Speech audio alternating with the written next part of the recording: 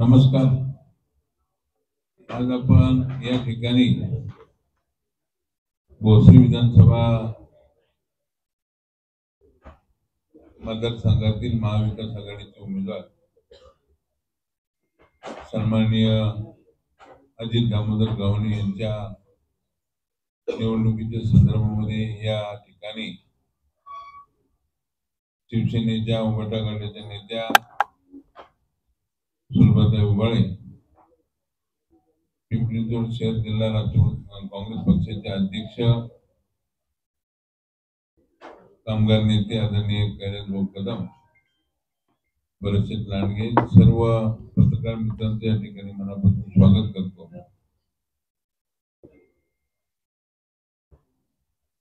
आमच्याकडे भोसरी विधानसभा मतदारसंघामध्ये जो रात्री प्रकार घडला की फेक न्यूज आणि त्याच्यामध्ये नागरिकांच्या मनामध्ये त्या ठिकाणी संभ्रम निर्माण करण्याचं काम भारतीय जनता पार्टीचे जे उमेदवार आहेत त्यांच्या माध्यमातून या ठिकाणी ते चाललेला प्रकार आहे. आणि कारण नसताना आमच्या कार्यकर्त्यांना हॅरेसमेंट करणं आणि फेक न्यूजच्या माध्यमातून त्या ठिकाणी जो प्रकार घडला त्या प्रकाराच्या बाबतीमध्ये सुद्धा आम्ही सन्माननीय जिल्हाधिकारी पुणे, त्याचप्रमाणे आयुक्त पिंपरी-चिंचवड चौबे साहेब, निवडणूक अधिकारी यांच्याशी आमच्या उमेदवारांनी पत्रव्यवहार करून सुद्धा त्या ठिकाणी त्याची दखल घेत नाही. आणि म्हणून या ठिकाणी आपल्या माध्यमातून नागरिकांच्या पर्यंत पोहोचावं आणि निवडणूक अधिकाऱ्यांनी त्याची दखल घ्यावी या दृष्टिकोनातून मी आपल्या समोर या ठिकाणी काही आहेत ज्या ज्या काही घटना घडलेल्या आहेत त्या घटनेच्या अनुषंगाने पोलीस खात्यातले काही कर्मचारी सुद्धा हाताशी धरून त्या ठिकाणी काम करायचं, त्यांच्या निवडणुकीमध्ये ते काम करतात. तर हे सर्व थांबलं पाहिजे की लोकशाहीमध्ये त्या ठिकाणी लोकांना निर्भयपणे त्या ठिकाणी जाता यावं, प्रचार करता यावा. ह्या गोष्टीतनं त्या ठिकाणी आता लोक त्या ठिकाणी कुठेतरी दबावाखाली राहतात. आणि त्यातनं सुद्धा काही आमचे पत्रकार मित्रांना सुद्धा त्या अडचणी त्या ठिकाणी दिसू लागलेल्या आहेत. पत्रकारांना धमकी देणं किंवा काय करणं हा सुद्धा प्रकार त्या ठिकाणी आमच्या कानावरती यायला लागलेला आहे. सर्वसामान्यांना सुद्धा त्या ठिकाणी तर भीतीखाली राहतात, पण पत्रकार सुद्धा काही ठराविक पत्रकारांना सुद्धा त्या ठिकाणी तो त्रास सुरू झालेला आहे. तर याची दखल आपल्या माध्यमातून त्या ठिकाणी निवडणूक अधिकारी असेल किंवा पोलीस खात्याचे कमिशनर सन्माननीय चौबे साहेब असतील, जिल्हाधिकारी यांनी या ठिकाणी आमची नोंद घ्यावी. तर आम्ही लेखी तक्रार दिलेली आहे आणि गेली 4-5 दिवसापासून दिघी, चरवली, मोशी असेल, तळवडे असेल, यमननगर असेल, निगडी वॉटर स्कीम असेल, नेहरू नगर असेल, भोसरी आणि भोसरीच्या काही परिसरामध्ये सुद्धा त्या ठिकाणी त्यांची जी चाललेली दादागिरी, दहशत आणि त्यांच्या माध्यमातून त्या ठिकाणी मतदारांच्या पर्यंत त्या ठिकाणी पैसे वाटपाचा प्रकार त्या ठिकाणी चालू असतो, आमच्या कानावरती सातत्याने येतोय. याची त्या ठिकाणी कुठेतरी पायबंदी झाली पाहिजे. आणि म्हणून आपल्या माध्यमातून त्या ठिकाणी हे सर्व काही सांगण्याचा प्रयत्न केलेला आहे. मी पुन्हा एकदा सर्वांचं स्वागत करतो. आपल्याला काय विचारायचे?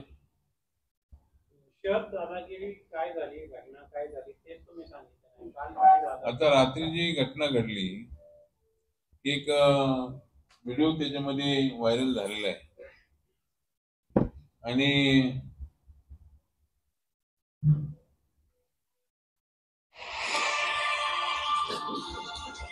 18 मुलांना त्या ठिकाणी त्यांनी अटक केली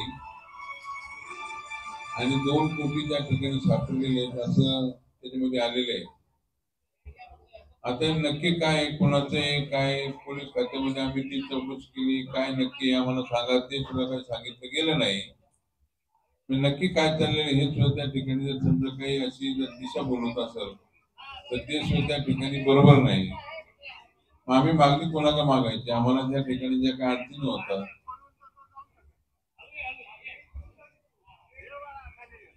आणि रात्री 2 वाजेपर्यंत आम्ही भोसरी पोलीस स्टेशनला होतो. त्या पोलीस स्टेशनचे पोलीस निरीक्षक सन्मानित चव्हाण साहेब त्यांच्यासोबत संपर्क साधला.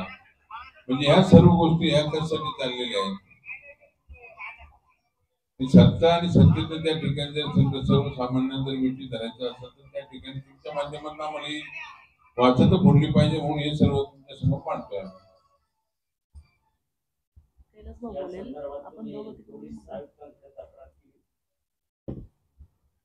आमची लेखी तक्रार सगळ्यांना दिलेली, आम्ही नावासहित दिलेली पोलिसांना. पैसे सापडलेच नाही तर कोण देणार आहे ते.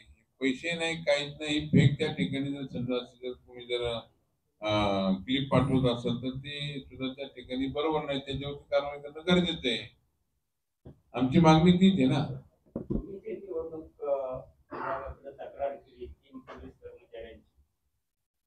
कुठल्या संदर्भाने केली? एक मिनिट, आम्ही पहिलं तिघजण फिनिश करतो. मुद्दा सारखाच आहे. भोसरी विधानसभेमध्ये उलटा चोर कोतवाल को दाटे या प्रकारची संपूर्ण मतदारसंघामध्ये थेरपी चालू आहे. आम्ही गेल्या किती दिवसापासून सांगतोय, निवडणूक विभागाला तक्रारी करतोय, लेखी स्वरूपाचे 15/11ला पत्र पण दिलेलं आहे, पोलिसांची नावं टाकून पत्र दिले की या यंत्रणेच्या सहित पैसे वाटपाचा कार्यक्रम चालू आहे. म्हणजे टेबलवर बसून भारतीय जनता पार्टीचे नगरसेवक जे आहेत ते स्लिपा देत आहेत, पैसे वाटतायत, त्याच्याकडे संपूर्णपणे दुर्लक्ष केलं गेले. आणि खासगीमध्ये आम्हाला आता आमचेही काही सहकारी आहेत ना, सगळेच काही 100% एका ह्याचे नसतात, तर त्यांनी सांगितले की आम्हाला वरूनच असे आदेश आहेत की सॉफ्ट यंत्रणा ठेवायची, म्हणजे सत्ताधारी पक्षाच्या उमेदवाराला कुठेही त्रास होता कामा नये अशा प्रकारचं वातावरण सगळीकडे ठेवायचं असे वरून आदेश आहेत, असं खासगीमध्ये काही पोलीस मंडळी बोलताना दिसतात. आता विषय आहे की लोकशाही आहे की नाही असं म्हणण्याची वेळ आलेली आहे. आज जर देवेंद्र फडणवीसांचं एक बोधवाक्य आहे, साम दाम दंड भेद, आपण सगळे मीडिया आहात, आपल्याला त्यांचं माहिती आहे, तर त्याचं प्रत्यक्षाने आम्हाला या भोसरी विधानसभेमध्ये बघायला मिळालेलं आहे. प्रत्येक ठिकाणी म्हणजे तुम्ही बघा, प्रचाराचा कुठेही त्यांचा भपका नाहीये. आमच्या तरी सभा होत आहेत, आम्ही काहीतरी रॅली करतोय, त्यांचं कुठंच काही नाहीये. त्यांचा एकमेव कार्यक्रम चालू आहे, पैसे वाटप.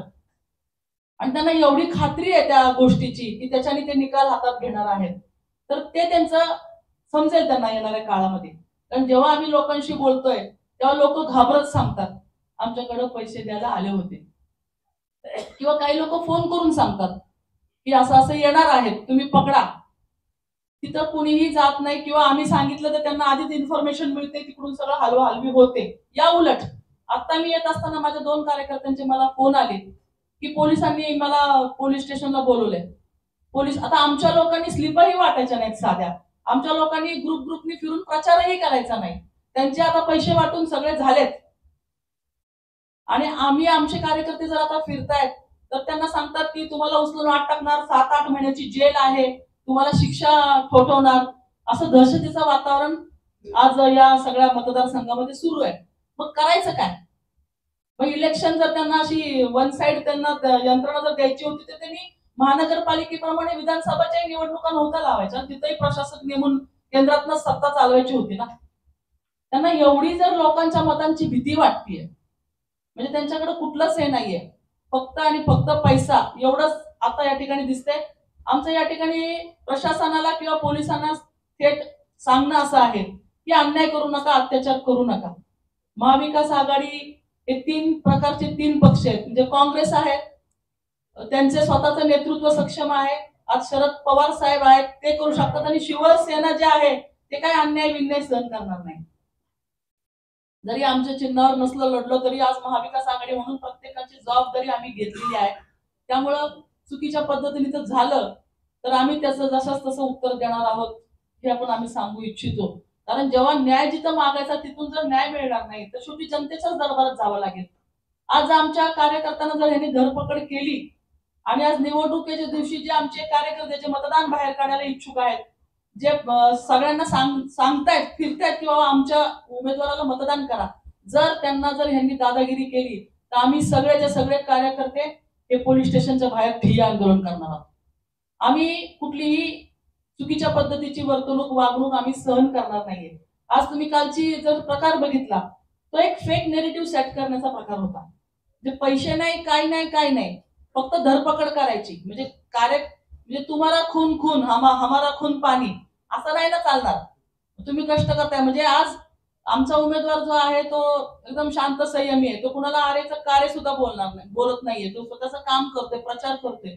पण बाकीच्या ठिकाणचं जे काही चाललंय, तर तुम्ही सगळे आहात सुज्ञ पत्रकार आहात, तुम्हालाही कळतंय वातावरण कुठल्या पद्धतीने सुरू आहे. पण पोलीस प्रशासनाला विनंती आहे, आज त्यांचं सरकार आहे, उद्या आमचंही पण येईल. त्यावेळेस मला त्यांना या गोष्टीचं जी आहे या पद्धतीने जे वागणूक करताय त्याचं उत्तर तर द्यावं लागेल. त्यामुळे कुणी सगळ्यांनी सम प्रमाणात राहा. आमच्या लोकांचं चुकलं तर त्यांना नक्की शिक्षा द्या. पण त्यांचं चुकत असून जर त्यांना तुम्ही पाठीशी घालाल तर ह्याचे परिणाम येणाऱ्या काळामध्ये तर होतीलच. परंतु म्हणजे पायाखालची वाळू जेव्हा सरकते माणसाच्या, तेव्हा माणसाकडनं अशा प्रकारची दुष्कृत्य होतात. निवडणुकीप्रमाणे सामोरं जा. कुठेही दमदाटी दादागिरी करू नका, ही आमची विनंती आहे. आता हे पत्र जेव्हा पोलीस स्टेशनला दिलं गेलं, म्हणजे आमदार साहेबांनी दिलं, त्याच्यानंतर त्यांनी लेखी 2 ओळीचं पत्र दिले पोलिसांनी, की आम्हाला पत्र मिळाले, आम्ही त्याच्यावरती उचित ती कारवाई करू, अशा प्रकारचं सांगितलं गेलंय. म्हणजे कारवाई काय आहे माहिती नाही, परंतु ही सारवा आहे असं आम्ही सांगतो. आता जर आम्ही गाडीत येत असताना आपणही आलात याच रस्त्याने, तुम्ही बघितलं की प्रत्येक पेट्रोल पंपावरती भली मोठी लाईन लागली, हो की नाही? आणि एक जण असा नोटांचे बंडल घेऊन समोर उभा आहे आणि पैसे देतोय. मग तुम्ही सांगा, कुठे आहे लोकशाही? कुठे आहे निवडणूक आयोग? कुठे आहे पोलीस यंत्रणा? म्हणजे आम्ही त्यांच्या तक्रारी करतच बसायचं आणि आमच्या ज्या काही नसतात त्या खोट्या तक्रारी त्यांनी आमच्यावर करायच्या. ही दंडेलशाही आहे. जनता डोळे उघडे ठेवून सगळं बघतीये, सगळ्यांना सगळं या गोष्टी कळतायत. त्यामुळे आमची कृपा करून म्हणजे तुमच्या माध्यमातून नागरिकांनाही आव्हान आहे, चुकीच्या लोकांच्या पाठीशी राहू नका. त्याचप्रमाणे हे जे काही करतायत त्यांना सुद्धा आमचा हा इशारा आहे, असं म्हणलं तरी काही वावगं ठरणार नाही, की चुकीच्या पद्धतीने तुम्ही निवडणुकीला सामोरं जाऊ नका आणि येणाऱ्या सगळ्या गोष्टीला म्हणजे काय म्हणतात त्यांना न्यायाप्रमाणे बघा आणि आम्हाला आमचं काम करू द्या, ही विनंती सगळ्यांना आहे.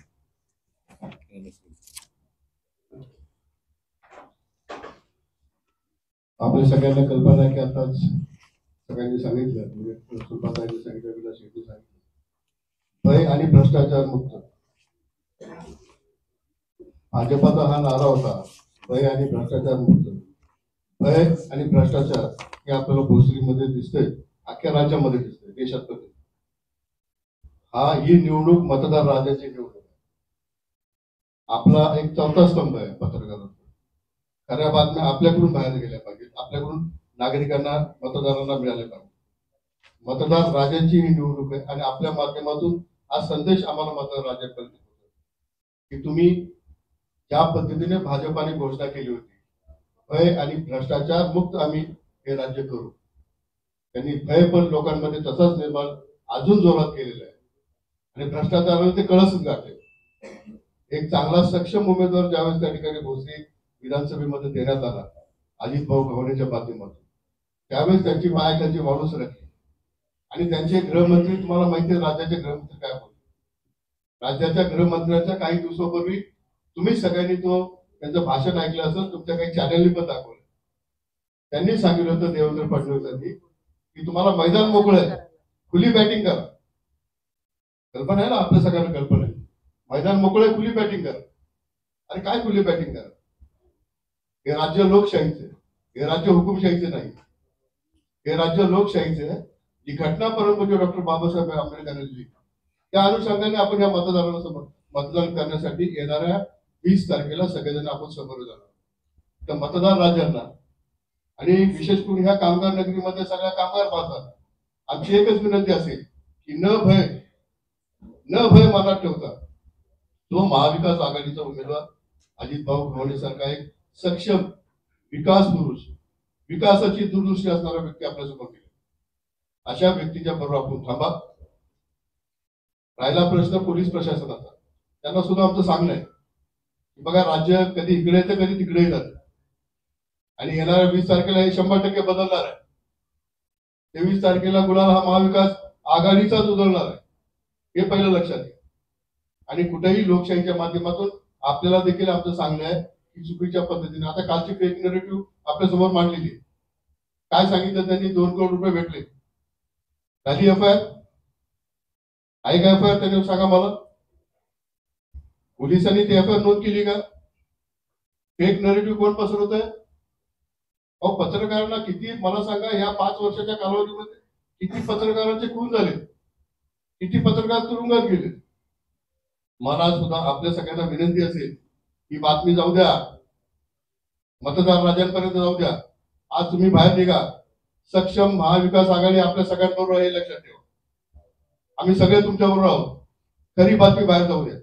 काल परवाच मी गेल्या पत्रकार परिषदेमध्ये गोरे आलेत का इथं? गोरे आहे ना? गोरे कोण थांबलं तुमच्यासाठी? महाविकास आघाडी थांबली ना. आणि ज्या ज्या पत्रकारांना मला सुद्धा 2-3 दिवसापूर्वी काही बातम्या आमच्या कानावरती येत आहेत की पत्रकार बांधवांना सुद्धा धमकी दिल्या जात आहेत. हे चालणार आहे का? हे कशाचं गोष्ट आहे? कुठलं राज्य आहे? मला दुसरी एक महत्वाची बातमी आपल्यासमोर म्हणजे ह्या अनुषंगाने निश्चितपणे मांडायची की आमचा जाहीरनामा जो महाविकास आघाडीचा प्रसिद्ध झाला, मुद्दाम तो जाहीरनामा सुद्धा मी बरोबर घेणार.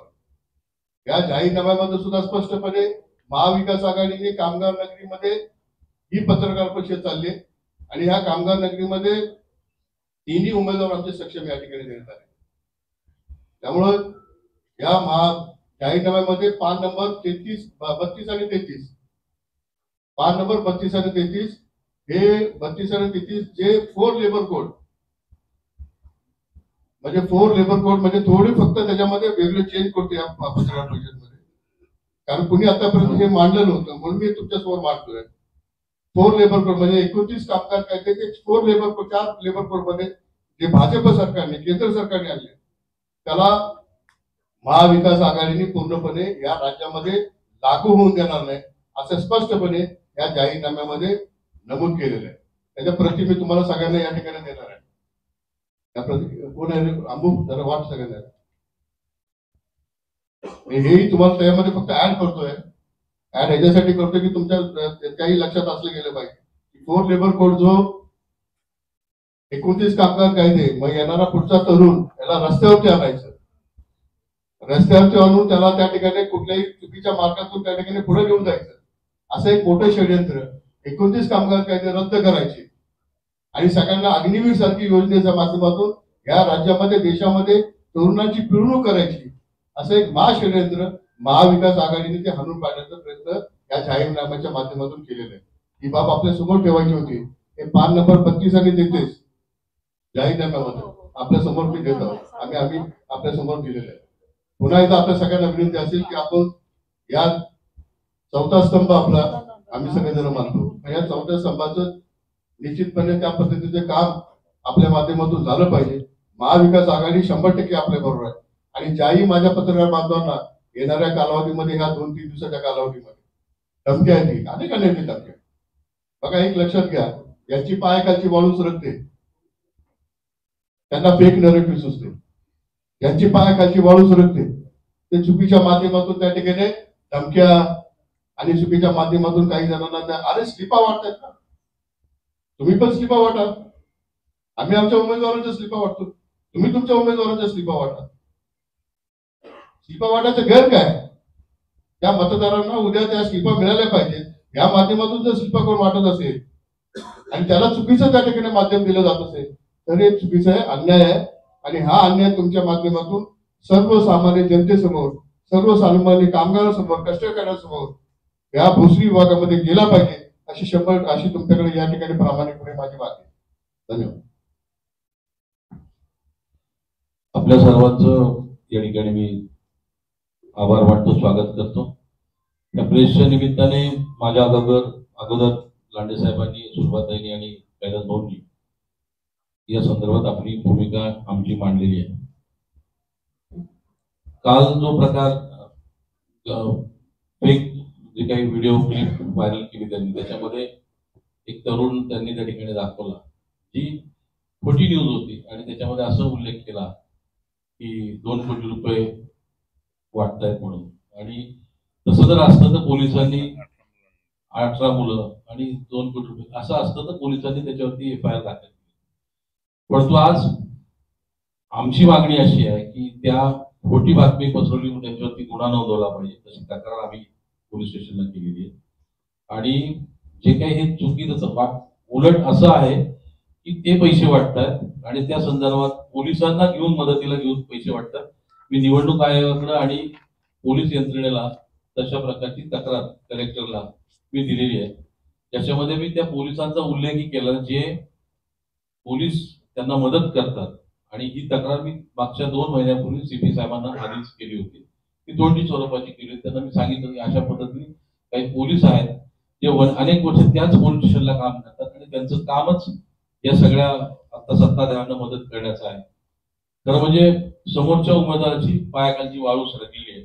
त्याच्यामुळे अशा पद्धतीने चुकीच्या गोष्टी करायच्या आणि लोकांना आज निवडणूक त्यांचा पराभव होत असताना दिसत असल्यामुळं लोकांची अशा पद्धतीने आमिष दाखवून काहीतरी मिळवायचा त्यांचा प्रयत्न चाललेला आहे. परंतु आपल्या भोसरी आणि पिंपरी चिंचवड शहरातली जनता आता त्यांनी ठरवलेलं आहे की निवडणूक लोकांनी हातात घेतली आणि लोकांनी निर्णय घेतलेला की आता परिवर्तन करायचं. कारण जे काही गुंडाराज, दादागिरी, भ्रष्टाचार या पिंपरी चिंचवड शहरामध्ये, या विशेषतः भोसरी विधानसभेमध्ये आताच्या आमदारांच्या माध्यमातून झालेला आहे, हा संपूर्ण लोकांनी पाहिलेला आहे. अनेक प्रसंग आता कैलास भाऊंनी उल्लेख केला, अनेक पत्रकारांना त्या ठिकाणी दमदाटी करण्यात आली अनेक प्रसंगामध्ये.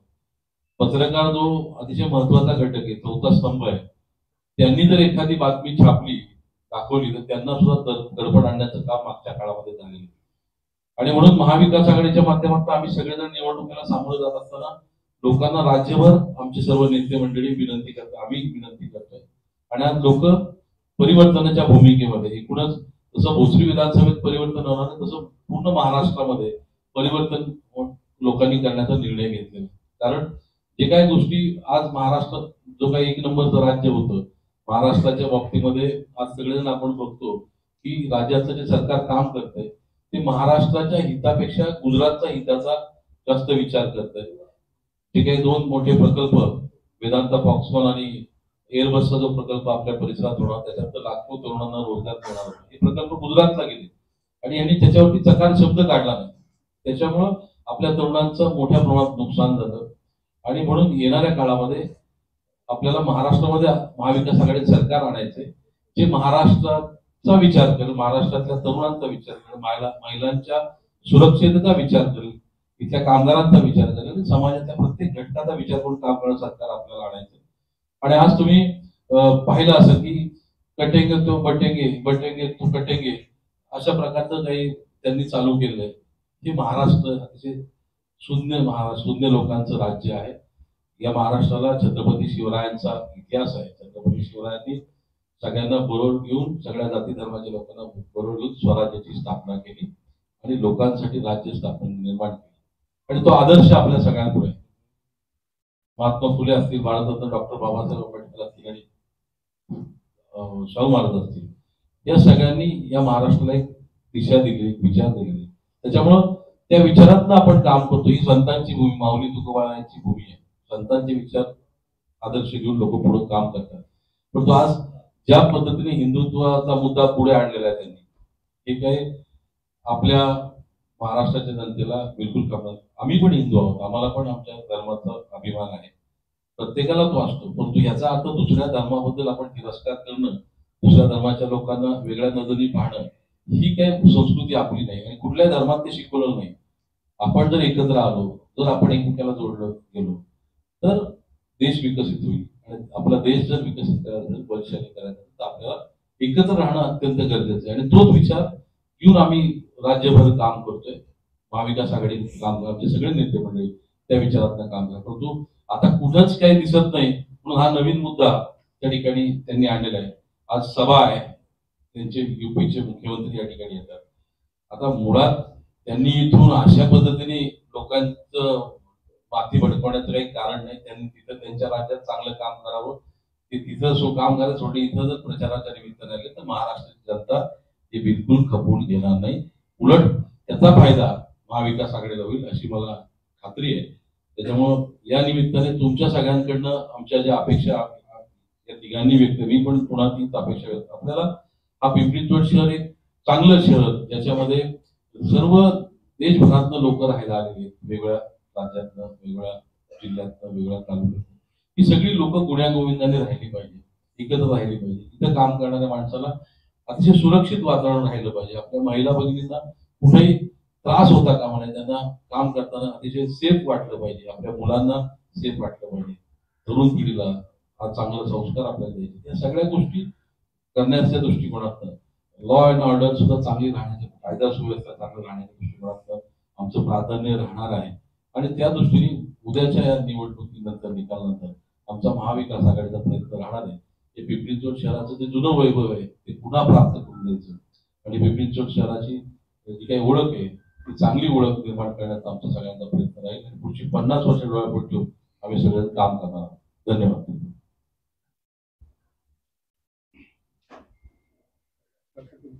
No question. मी स्वतःची त्या पोलिसांविषयी तक्रार केली की काही पोलीस आहेत प्रतिस्पर्धी उमेदवाराचं काम करतात, त्याच्यावर काही कारवाई झाली का किंवा केली तर काय आश्वासन दिलंय का? आणि ते जे पत्र दिलं मी काल सीपी साहेबांना मी फोन केला, त्यांच्या डीसीपींचा मला फोन आला लगेच की तुम्ही तुमचे माणूस पाठवा. मी त्यासाठी माझ्या जवळचे सहकारी पाठवले. मी नावाने जी तक्रार केली ऍक्च्युअली ही पूर्वी पण मी केली त्यांना, फक्त थोडी स्वरूपाची केली 2 महिन्यापूर्वी. आणि आता ते तसंच मला जसं त्यावेळेस शंका होती तसंच ते घडतंय. आणि म्हणून आता त्यांच्यावरती कारवाई होईल अशा प्रकारची आमची मागणी, आमचे लोक त्या ठिकाणी डीसीपी साहेबांना भेटायला गेले. काल तुम्ही पैसे वाटतायत असं त्यांनी व्हिडिओ प्रसारित केलाय त्याची पण चौकशीची मागणी आम्ही केलेली आहे. त्याच्यावरती आमचं म्हणणं आहे ज्यांनी ते केलंय त्याच्यावरती गुन्हा दाखल करावा आणि ती चौकशी व्हावी अशा प्रकारची मागणी आम्ही केली.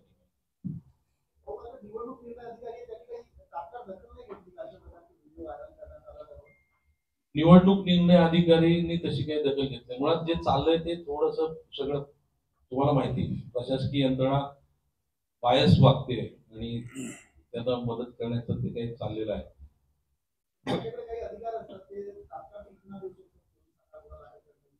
100% अधिकार म्हणजे आम्ही तुम्हाला या निमित्ताने अजून एक उदाहरण देऊ इच्छितो. पवार साहेबांची सभा आम्ही घेतली 13 तारखेला. ती सभा होऊ नये म्हणून त्यांनी प्रयत्न केले.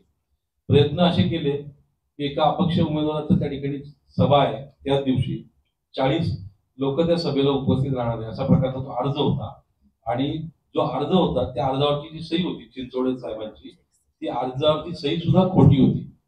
आणि तसं असताना लांडे साहेबांना 4 तास पोलीस स्टेशनला त्या संदर्भात जावं लागलं आणि 2 दिवस आम्हाला त्यांनी खेळवलं. 2-3 दिवस पवार साहेबांनी शेवटी फोन करून सांगितलं त्यांना, अधिकाऱ्यांना, वरिष्ठ अधिकाऱ्यांना की मी भोसरीला सभेला येतोय, तुमचं काही अडचण आहे का, अशा प्रकारची भूमिका त्या ठिकाणी पवार साहेबांनी मांडली. आणि पवार साहेबांच्या सभेला इतके घाबरले समोरचे उमेदवार, त्याच्यामुळं तुम्ही सभा पण कशी झाली तुम्ही पाहिजे. लोक इतक्या मोठ्या प्रमाणात त्या ठिकाणी साहेबांना ऐकायला त्या ठिकाणी आले होते आणि सगळी लोक साहेबांबरोबर जोडली होती. त्याच्यामुळे हे तर क्लिअर कट आहे, ते बायस वागतात. ठीक आहे, आज सत्ता काय कायम कुणाची नसते, उद्या सत्ता बदल होणार आहे, त्या गोष्टीचा पुन्हा त्यांना सामोरं जावं लागणार आहे.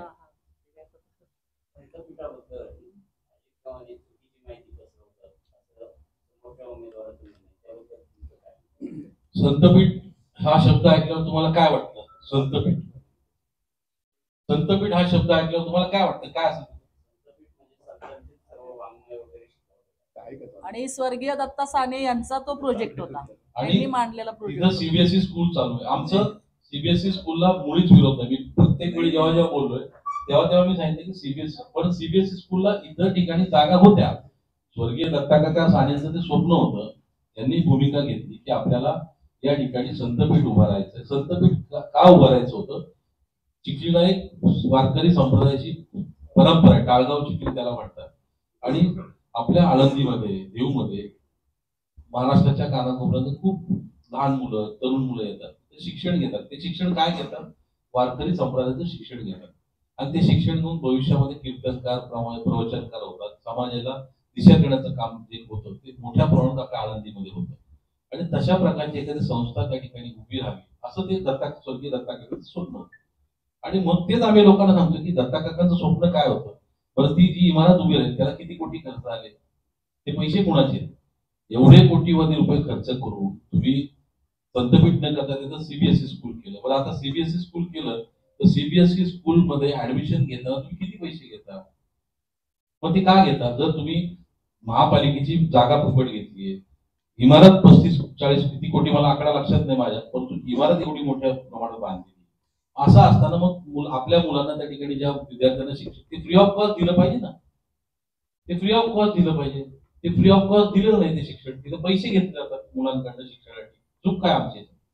आणि त्याच्यामध्ये जे काही लोकांना त्यांनी जबाबदारी दिलेली, आमचं म्हणणं होतं चिखली गावातल्या लोकांना त्याच्यामध्ये घेतलं पाहिजे. चिखली गावामध्ये अनेक वारकरी संप्रदायाची लोक आहेत, त्या लोकांना त्या ट्रस्टमध्ये घ्यायला पाहिजे. त्याच्यात आमची मागणी चुकीची काय?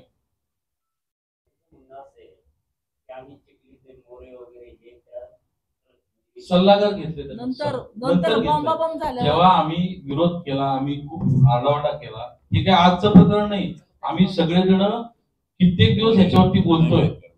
आणि असं असताना आमच्या लोकांना फक्त सल्लागार म्हणून घ्यायचं का चिखली गावातल्या? आमच्या लोकांना ट्रस्ट मध्ये घ्यायला पाहिजे ना. ट्रस्ट करताना चिखली गावातली लोक घ्यायला पाहिजे होती. जे ग्रामस्थ आहेत, ते त्या क्षेत्रातले आहेत, ज्यांना त्यातलं कळतं, ज्यांना त्यातलं नॉलेज आहे, जे खऱ्या अर्थानं वारकरी संप्रदाय पुढे नेण्याचं काम करतात, अशा लोकांना त्या ट्रस्ट मध्ये घ्यायला पाहिजे. आमची मागणी चुकीची काय? दुसरा विषय घ्या.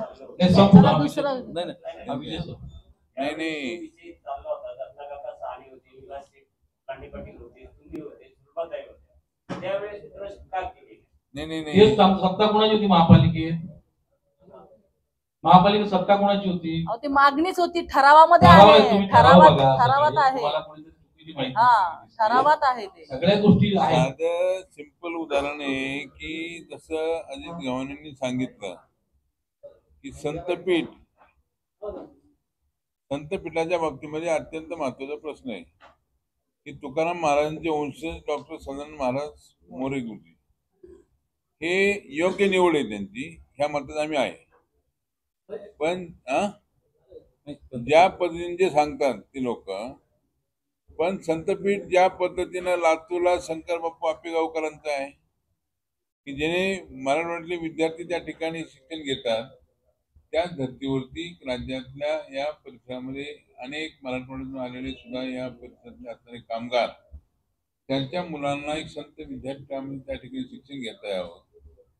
म्हणजे ज्ञानेश्वर महाराजांचं असणारं पसायदान की आता विश्वात्मकी देवे येणे वागितली तोसावे, त्या विश्वासानं पिंपरी चिंचवड महानगरपालिकेने जे संतपीठ केलेले आहे, त्या संतपीठामध्ये काय आज CBSE board English medium school, मी जगद्गुरु संत श्री तुकाराम महाराज तळगाव चिखली, मी अनुरेणू या तोकडा तुका आकाशा एवढा, असं फक्त म्हणायचं का आम्ही? या सर्व गोष्टी विरोधकांनी त्या ठिकाणी कुठेतरी राजकीय भांडवल करायचं आणि मग अजित गव्हाणेंना बदनाम करायचं की अजित गव्हाणे असं केलं. अजित गव्हाणेंनी त्या ठिकाणी मुद्दा व्यवस्थित मांडला की संत विद्यापीठामध्ये त्या ठिकाणी विद्यार्थी तयार होऊन तो प्रवचन कीर्तनकार एक चांगल्या प्रकारे व्याख्याता झाला पाहिजे.